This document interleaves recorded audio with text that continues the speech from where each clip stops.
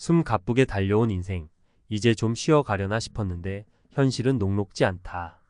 60년 대생, 우리 부모님 세대 이야기다. 젊은 시절 산업화의 주역으로 앞만 보고 달려왔지만 돌아보니 막막한 노후가 기다리고 있다. 에휴, 뼈 빠지게 일했는데 이제 와서 뭐 어쩌겠어. 아버지의 한숨 섞인 목소리가 귓가에 맴돈다. 늘 밝고 긍정적이셨던 아버지의 얼굴에 그늘이 드리워진 건 언제부터였을까. 그래도 자식들 다 키웠으니 됐지 뭐. 애써 웃어 보이시지만 그 미소 뒤에 감춰진 불안과 걱정이 느껴진다. 1. 벌어진 격차, 좁혀지지 않는 노후. 60년 대생은 낀 세대다. 위로는 부모님 부양, 아래로는 자녀 교육, 결혼까지 책임져야 했다. 허리띠 졸라매고 악착같이 살았지만 늘어나는 빚과 치솟는 물가 앞에 속수무책이었다. 대학 등록금에 결혼 자금까지. 돈 들어갈 곳은 왜 이리 많은지. 어머니는 늘 걱정이 많으셨다. 밤늦게까지 식당 일을 하시면서도 자식들 뒷바라지에 한 푼이라도 더 보태려고 애쓰셨다. 이제 자식들은 다 컸지만 부모님의 노후는 막막하다. 국민연금은 턱없이 부족하고 모아둔 돈은 쥐꼬리만 하다. 국민연금 받아봤자 겨우 생활비 정도 될까 말까. 아버지는 씁쓸하게 웃으신다. 평생 일만 하셨는데 편안한 노후는 꿈꿀 수도 없다니. 2.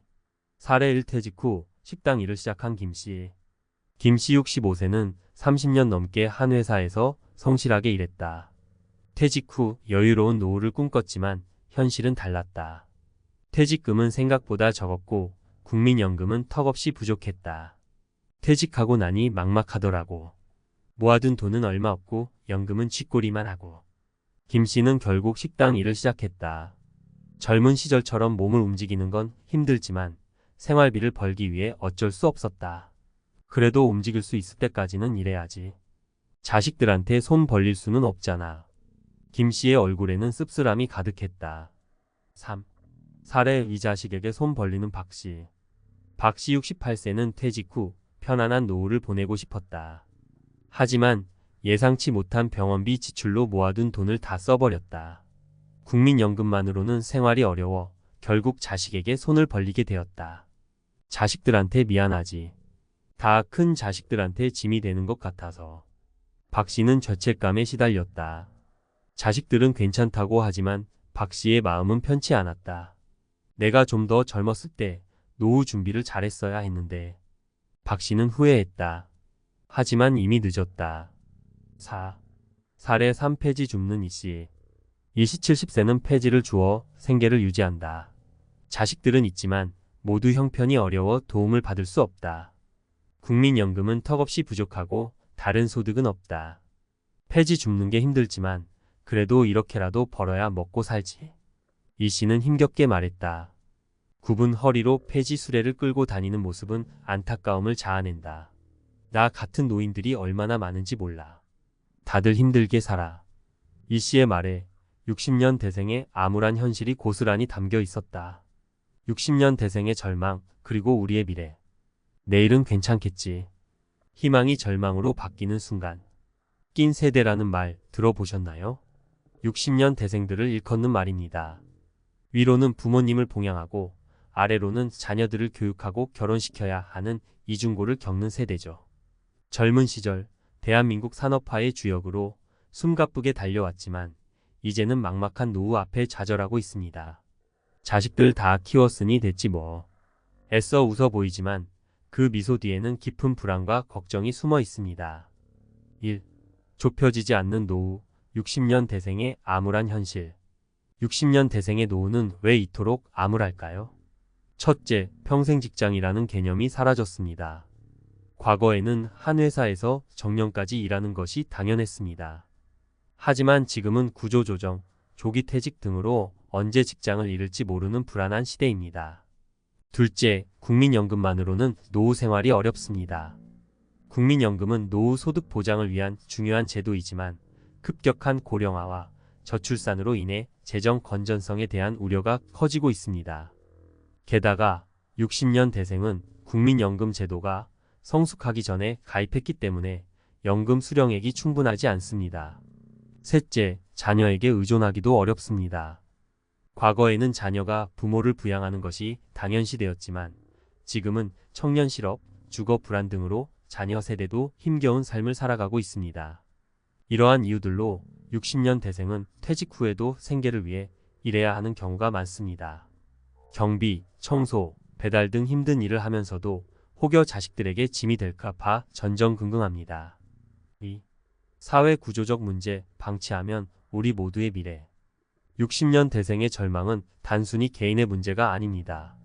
우리 사회의 구조적인 문제를 보여주는 단면입니다. 우리 부모님 세대가 이렇게 힘들게 사시는데 우리 미래는 어떻게 될까? 이 질문은 우리 모두에게 던져진 화두입니다. 지금 우리 사회는 급격한 고령화와 저출산, 경제 불황 등 다양한 문제에 직면해 있습니다. 이러한 문제들을 해결하지 못하면 60년 대생의 절망은 머지않아 우리 세대의 현실이 될 수도 있습니다. 3. 희망을 찾아서 함께 만들어가는 미래. 그렇다면 우리는 어떻게 해야 할까요? 첫째, 개인적인 노력이 필요합니다.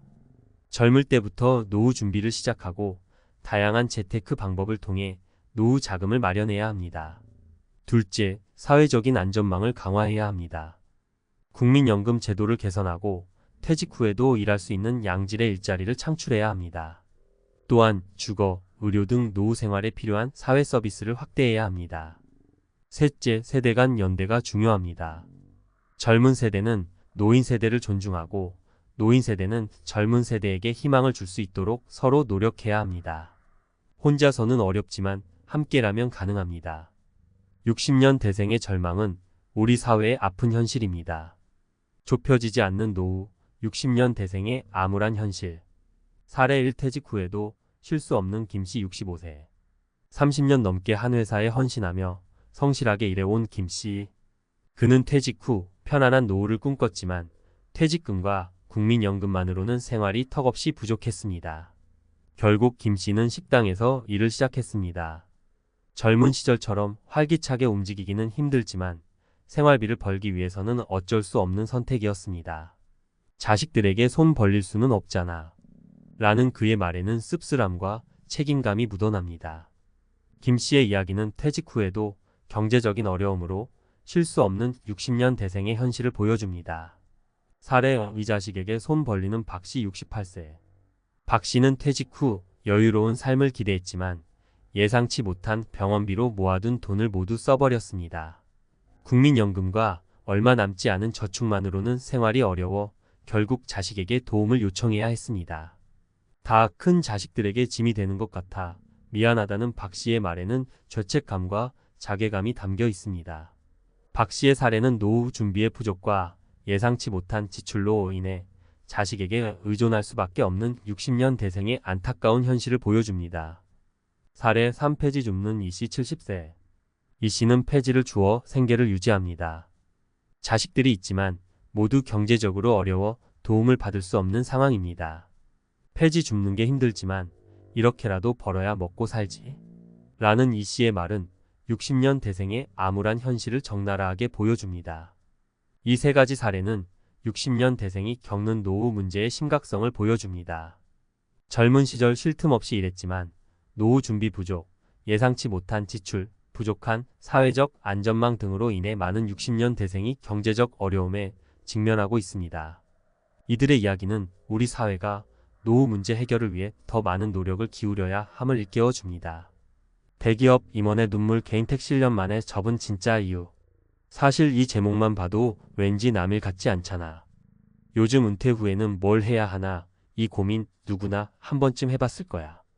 특히 우리 부모님 세대 혹은 곧 5060대를 바라보는 분들이라면 더더욱 와 닿을 거라고 생각해. 경제도 예전 같지 않고 퇴직금만 갖고는 도저히 살아갈 자신이 없다는 불안감이 마음 한구석에서 계속 고개를 들잖아.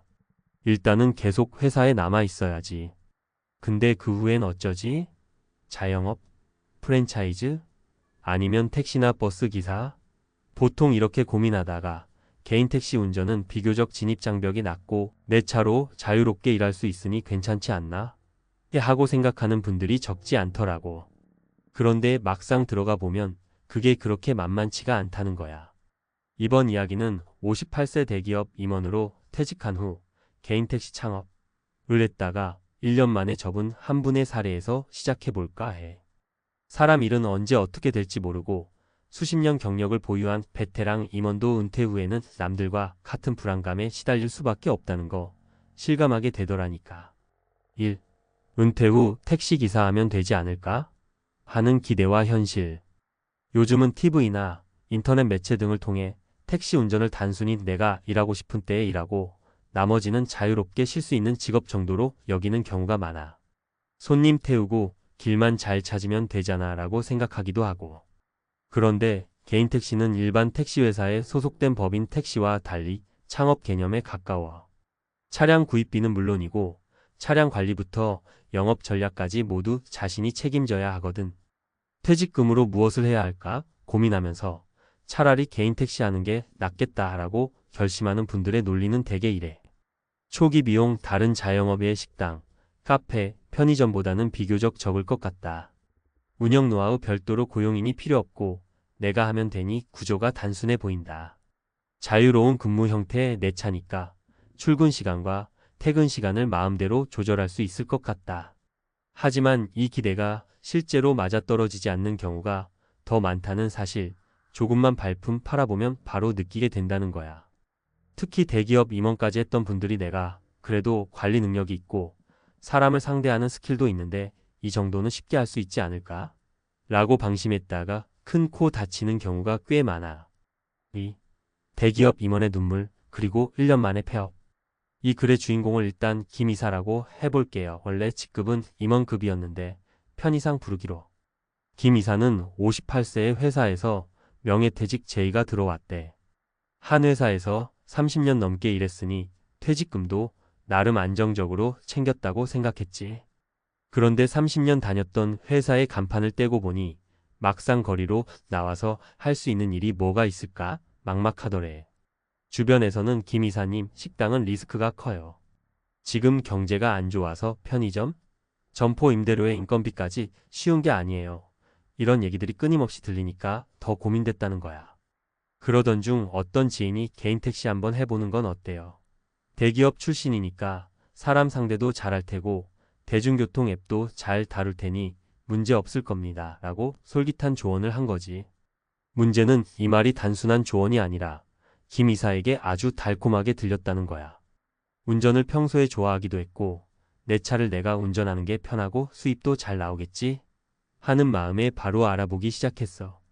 개인 택시 면허권 구입 절차, 차량 구매 비용, 보험, 각종 부가 비용 같은 걸 대충 계산해 보니 그래도 처음 몇 달만 잘 버티면 이거 계속 굴러가는 거 아니야? 싶더래. 그렇게 시작했다가 1년 만에 접었대. 왜 그렇게 됐을까? 3.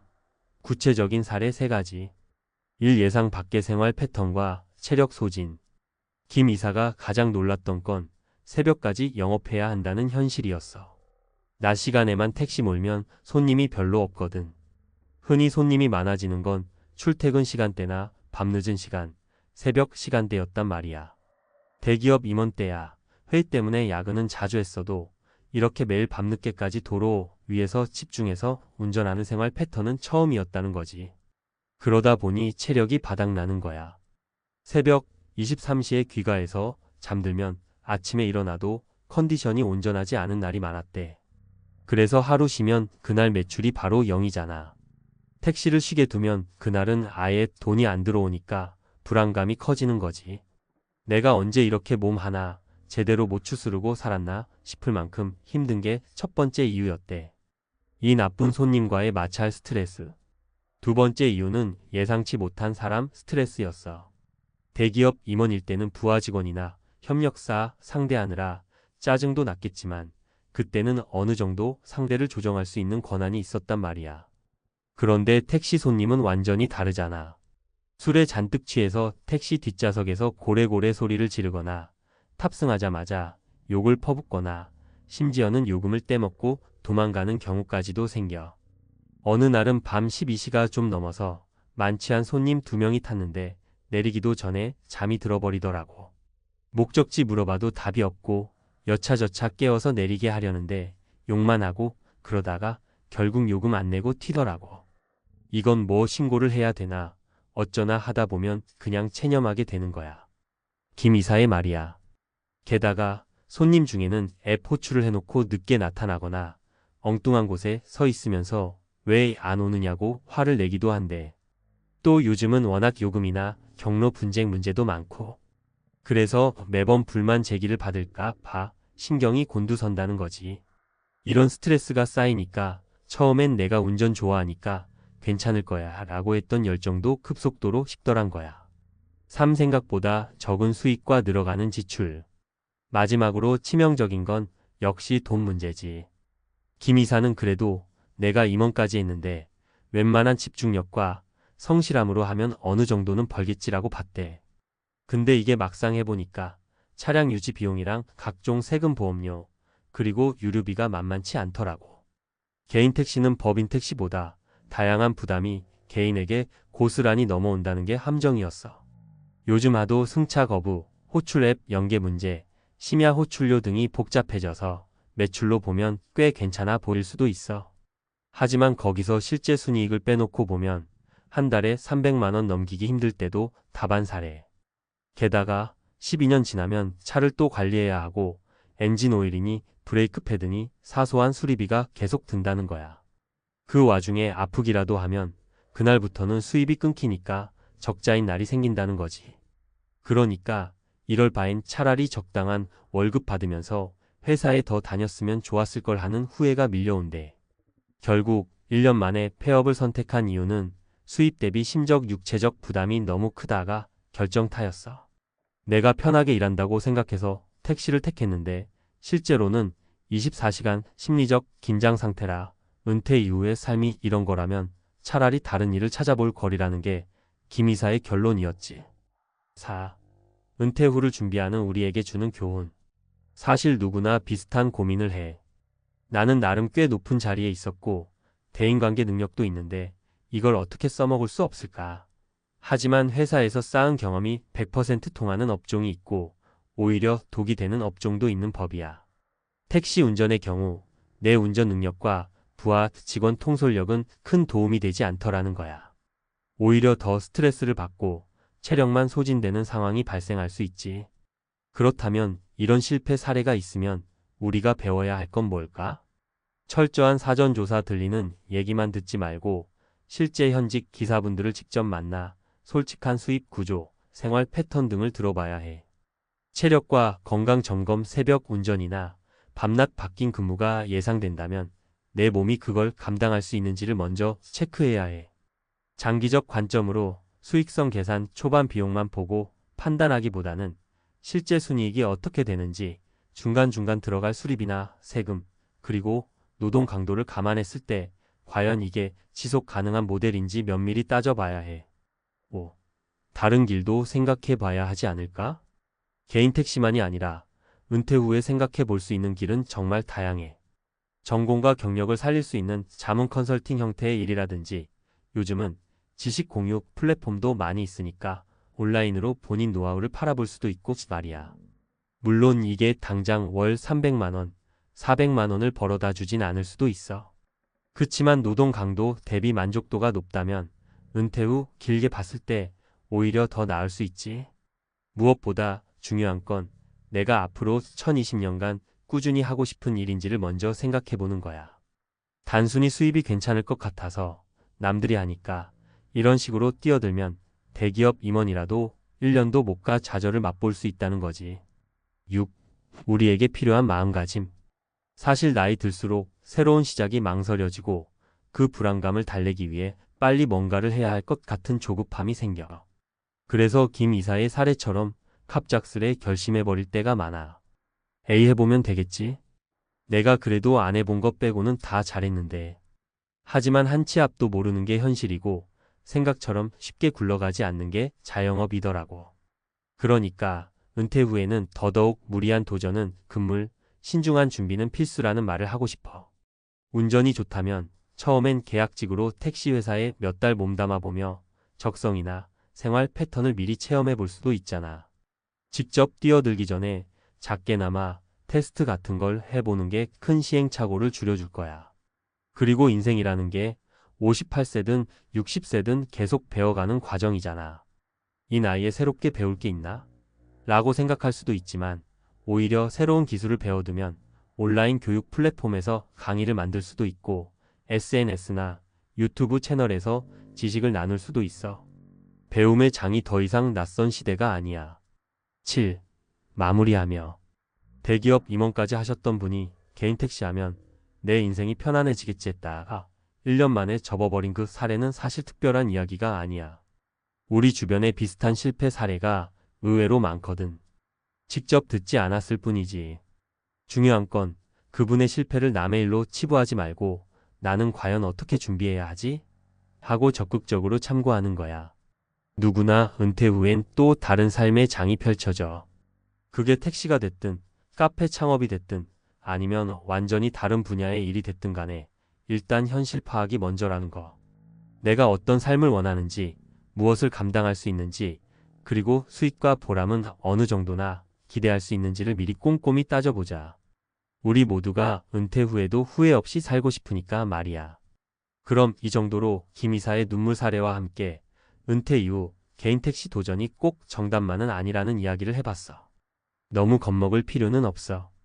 대신 신중함을 잃지 않는 게 진짜 어른의 자세랄까. 이 얘기가 조금이라도 도움이 됐으면 좋겠다. 내가 앞으로 어떤 길을 걸을지는 내가 결정한다. 다만 준비하지 않은 길이라면 또 다른 시행착오가 기다리고 있다는 걸 기억해야 한다. 50대, 60대에 접어들며 많은 분들이 새로운 인생을 기대합니다. 그런데 막상 은퇴를 하고 나니 생각했던 여유로운 삶은커녕 스트레스와 후회로 가득한 날들을 보내는 분들이 많습니다. 왜일까요? 우리가 은퇴 후에도 습관처럼 나가게 되는 몇 가지 모임이 문제의 핵심일지도 모릅니다. 특히 좋은 사람들과의 만남이니까 괜찮겠지라는 생각으로 참석했던 모임이 오히려 당신의 시간, 돈, 그리고 자존감을 갉아먹고 있다는 사실 알고 계셨나요?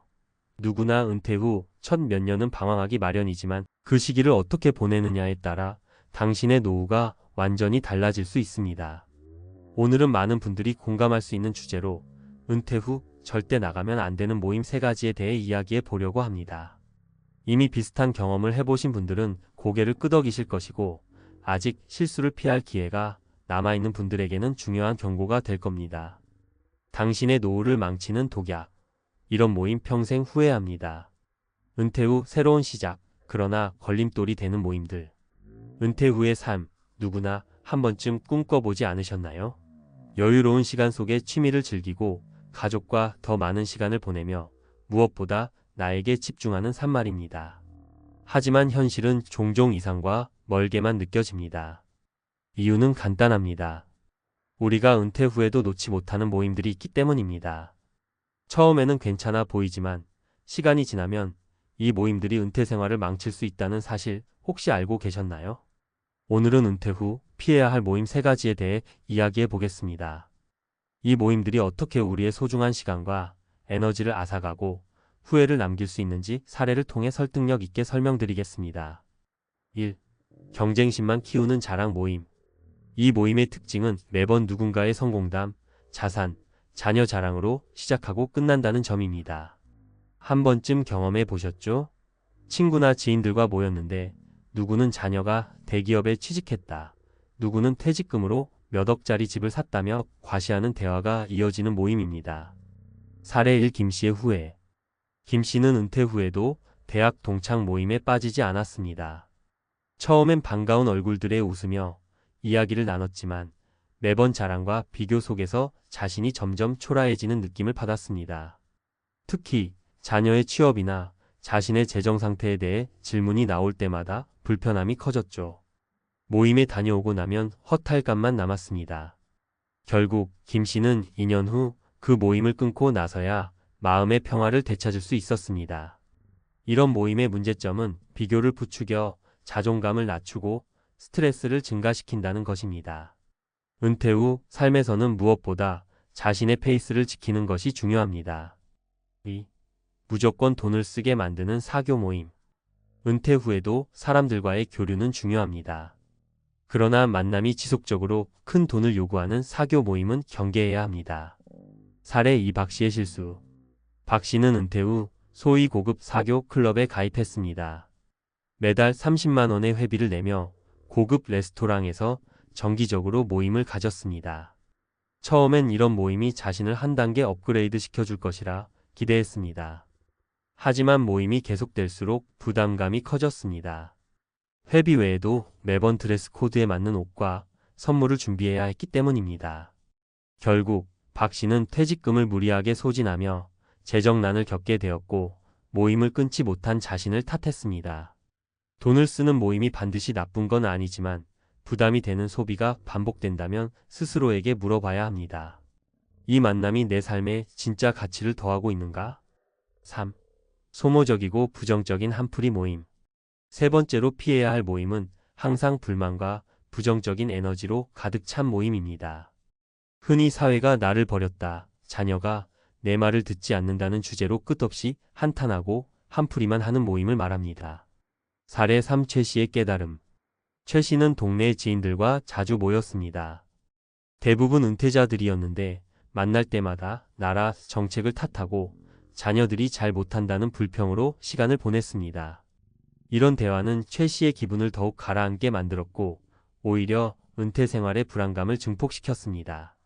어느 날 최 씨는 용기를 내 모임을 끊고 동호회에 가입했습니다. 긍정적인 사람들과 어울리며 독서와 걷기 모임에 참여한 이후 그의 은퇴 생활은 훨씬 밝아졌습니다.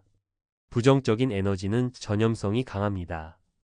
은퇴 후에는 가능하면 당신의 삶에 긍정적인 영향을 주는 모임을 선택하는 것이 중요합니다.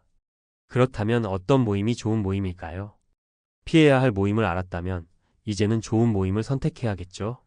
다음 세 가지 원칙을 기억하세요. 시간을 투자한 만큼 보람을 느낄 수 있는 모임.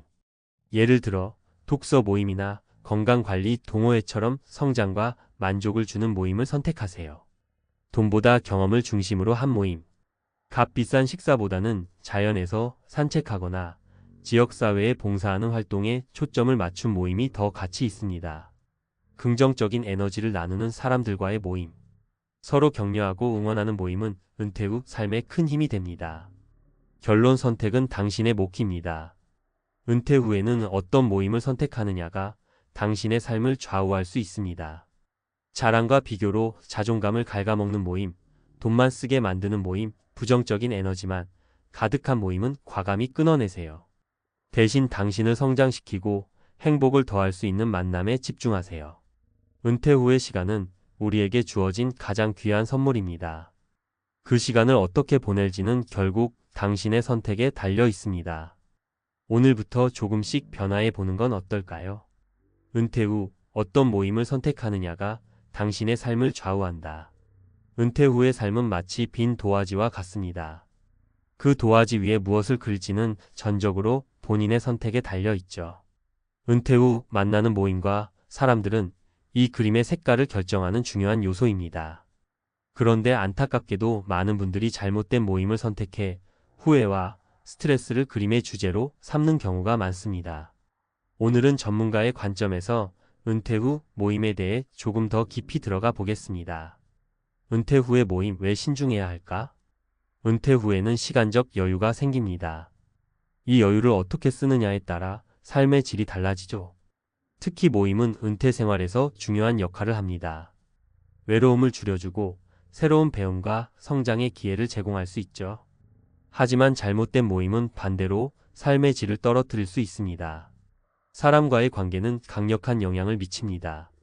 긍정적인 사람들과 어울리면 나도 긍정적이 되고 부정적인 에너지가 가득한 모임에 속하면 나도 그 영향을 받게 되죠. 특히 은퇴 후에는 자존감이 떨어지기 쉽기 때문에 주변 사람들의 에너지가 더욱 중요해집니다. 피해야 할 모임 다시 한번 강조합니다. 1. 비교와 자랑으로 가득 찬 모임. 이 모임에 나가면 늘 누군가의 성공담이 나를 짓누릅니다. 자녀의 스펙 자랑, 재산 불리기 성공담, 여행 다녀온 이야기 등은 처음에는 흥미롭게 들리지만 시간이 갈수록 내 삶과 비교하며 초라함을 느끼게 합니다. 전문가의 팁. 이 모임을 끊는데 두려움을 느낄 필요 없습니다. 대신 성장과 배움을 줄 수 있는 모임으로 대체하세요. 예를 들어 자신이 관심 있는 분야의 스터디 그룹에 참여하거나 새로운 기술을 배울 수 있는 동호회를 찾아보세요.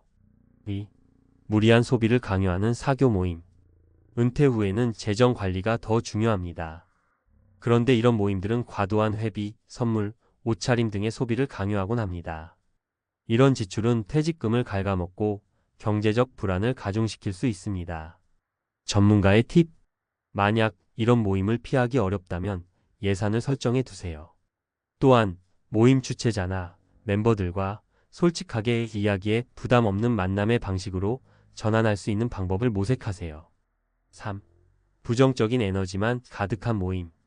항상 불평과 불만으로 대화가 가득한 모임은 우리의 정신 건강을 해칠 수 있습니다. 이들은 문제를 해결하기보다 반복적으로 부정적인 감정을 쏟아내기만 하죠. 전문가의 팁. 부정적인 대화를 피하기 위해 질문을 돌려보세요. 요즘 새로운 도전은 어떤 게 있으세요? 라는 질문은 대화를 긍정적으로 전환하는 데 도움이 됩니다. 만약 분위기를 바꾸기 어렵다면 과감히 거리를 두는 것도 방법입니다. 긍정적인 모임의 기준. 1. 성장과 배움을 제공하는 모임. 독서 모임, 요리 강좌, 언어 학습 같은 모임은 은퇴 후 새로운 배움과 도전을 제공합니다. 나이가 들어도 배움은 우리를 젊게 만들어줍니다. 2. 경제적 부담이 적은 모임. 돈보다 경험에 초점을 맞춘 모임을 선택하세요. 예를 들어 무료 공원 산책 모임이나 봉사활동은 비용 부담 없이 즐길 수 있는 활동입니다. 3. 긍정적인 에너지가 가득한 모임. 격려와 응원이 넘치는 모임은 마음의 건강을 지켜줍니다. 취미 동호회나 지역 커뮤니티 모임처럼 공통의 관심사를 공유하는 사람들과 어울리면 긍정적인 에너지를 얻을 수 있습니다. 사례로 보는 성공적인 모임 선택의 효과. 사례 1. 그림 모임에서 새 삶을 찾은 60대 어씨. 어씨는 은퇴 후 자주 가던 자랑 모임을 끊고 대신 그림 동호회에 가입했습니다. 그림에 대한 전문 지식이 없었지만 동호회 멤버들은 격려와 응원으로 어씨를 지지했습니다. 결과적으로 어씨는 자신의 작품을 전시하는 기회를 얻으며 자신감을 되찾았습니다. 사례 2. 부담 없는 자연 산책 모임으로 건강을 찾은 B씨. B씨는 고급 레스토랑에서 만나는 사교 모임 대신 매주 산책 모임에 참여했습니다. 비용 부담은 없었고 자연을 느끼며 건강도 챙길 수 있었습니다. 이런 단순한 활동이 은퇴 후 삶의 활력을 불어넣어 주었습니다. 사례 3. 봉사활동으로 보람을 느낀 C씨. C씨는 한풀이 모임을 떠나 지역 복지센터에서 자원봉사를 시작했습니다. 그곳에서 새로운 사람들과 연결되고 누군가를 돕는 기쁨을 느끼며 보람찬 하루하루를 보냈습니다. 결론. 은퇴 후의 모임은 선택이 아닌 전략이다. 모임은 단순한 사회적 활동이 아닙니다. 이는 우리의 시간과 에너지를 어디에 투자할지를 결정하는 전략적인 선택입니다. 잘못된 모임은 당신의 삶을 갉아먹지만 올바른 모임은 삶의 활력을 불어넣습니다. 지금 다니는 모임이 과연 나에게 어떤 가치를 주고 있는지 한번 점검해 보세요. 그리고 필요하다면 과감히 끊고 새로운 모임을 시작하세요. 은퇴 후의 시간은 두 번 다시 돌아오지 않습니다. 가장 소중한 사람, 바로 자신을 위해 더 현명한 선택을 해보세요. 이 글이 은퇴 후 삶의 방향을 잡는 데 작은 도움이 되길 바랍니다. 이제 당신의 선택이 미래를 바꿀 시간입니다. 은퇴를 준비하면서 이제 다 왔구나라는 설렘도 크지만 막상 은퇴 후 시작되는 생활에 대해 제대로 준비하지 않으면 인생이 송두리째 흔들릴 수도 있다는 걱정 다들 해보셨을 거예요. 저도 예전에 은퇴를 앞두고 이제 좀 쉬자 라는 마음으로 모든 걸 맡겨버린 적이 있었는데 현실은 그리 녹록하지 않더라고요. 사실 은퇴 후 90%의 사람들이 겪는 문제는 우리가 평소에 간과한 몇 가지 실수 때문이라는 연구 결과도 있더라고요. 오늘은 그중 대표적인 4가지 실수를 짚어보고 실제 사례 3가지를 들어 설명해 볼게요. 첫 번째, 재정관리 소홀이에요. 예를 들어 김 씨가 겪는 평생 열심히 일해 모은 돈으로 은퇴 후 여유로운 삶을 꿈꿨죠. 그런데 젊은 시절 낭비했던 습관이 쌓여 은퇴 후 예상치 못한 의료비와 생활비 부담에 금세 재정 위기를 맞게 됐어요. 매달 통장이 바닥나면서 친구들과의 약속도 끊기고 결국 경제적인 걱정 때문에 마음까지 힘들어졌다는 후회 섞인 이야기를 듣고 나니 우리 모두 지금부터라도 꼼꼼한 예산 계획이 얼마나 중요한지 다시 한번 생각하게 되더라고요. 두 번째 실수는 사회적 관계의 단절입니다.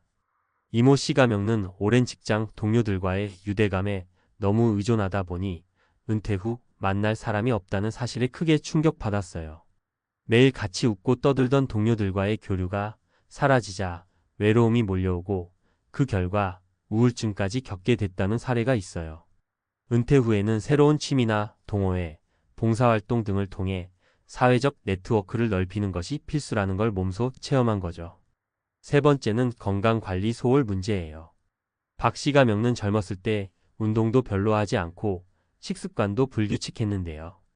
은퇴 후 체력 저하와 만성질환의 악화로 병원 생활이 잦아지면서 평소 건강관리의 중요성을 뼈저리게 느끼게 됐어요. 은퇴는 쉬는 시간이 늘어나는 것 같지만 오히려 건강을 돌보는 시간도 늘어나야 한다는 사실, 이 사례를 통해 다시 한번 깨달을 수 있었죠. 마지막 네 번째 실수는 정신적 목표의 부재입니다.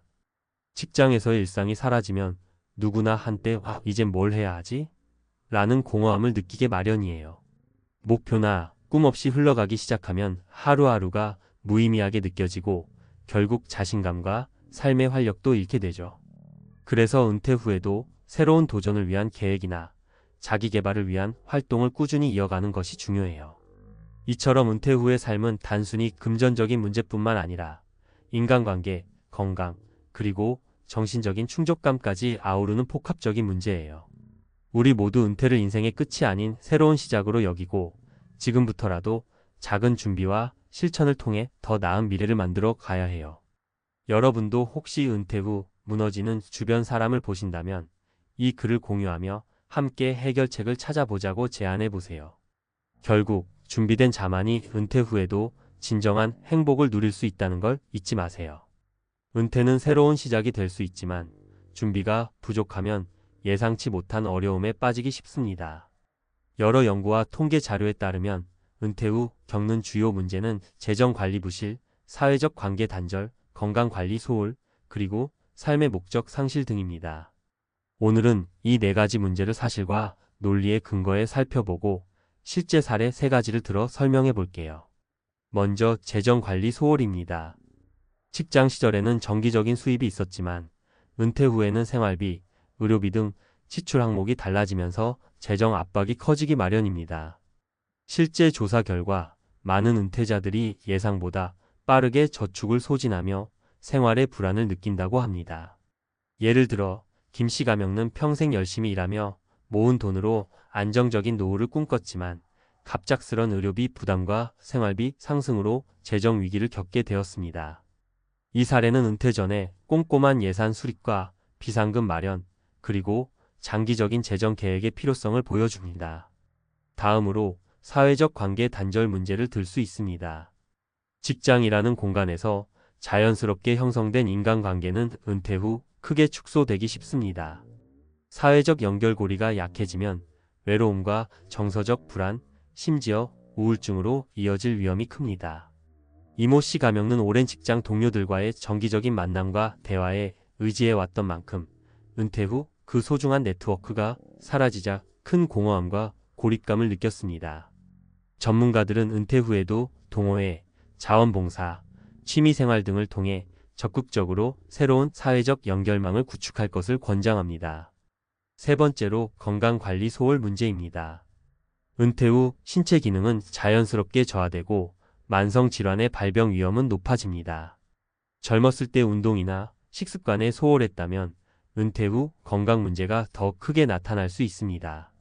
박 씨가 겪는 젊은 시절 꾸준한 운동을 하지 않고 불규칙한 식사를 계속한 결과 은퇴 후 심혈관 질환과 당뇨 등 여러 만성 질환으로 병원을 자주 찾게 되었습니다. 이처럼 건강한 생활 습관은 평생 유지되어야 하며 은퇴 후에도 정기적인 건강검진과 운동, 균형 잡힌 식단 관리가 필수적입니다. 마지막으로 정신적 목표의 부재도 중요한 문제입니다. 직장 생활 동안 뚜렷한 역할과 책임이 있었던 사람들은 은퇴 후 나의 정체성에 대해 혼란을 겪기 쉽습니다. 목표나 꿈 없이 하루하루를 보내게 되면 삶의 활력과 자기 만족감이 떨어지고 이는 심리적 불안으로 이어질 수 있습니다. 여러 심리학 연구에서는 은퇴 후에도 새로운 도전과 학습, 봉사활동 등을 통해 자신만의 목표를 찾는 것이 정신 건강 유지에 크게 도움이 된다고 밝혀졌습니다. 결국 은퇴 후의 성공적인 삶을 위해서는 재정 관리, 사회적 관계, 건강 유지, 그리고 삶의 목적이라는 4가지 축을 균형 있게 관리하는 것이 중요합니다. 정부와 금융기관, 건강 전문가들이 제공하는 다양한 정보와 상담 기회를 적극 활용하고 스스로도 체계적인 계획을 세워 준비한다면 은퇴는 단순한 일상의 종료가 아니라 새로운 인생의 장을 여는 계기가 될 것입니다. 여러분도 지금부터라도 꼼꼼히 준비해 보다 안정적이고 행복한 노후를 설계해 보시길 바랍니다.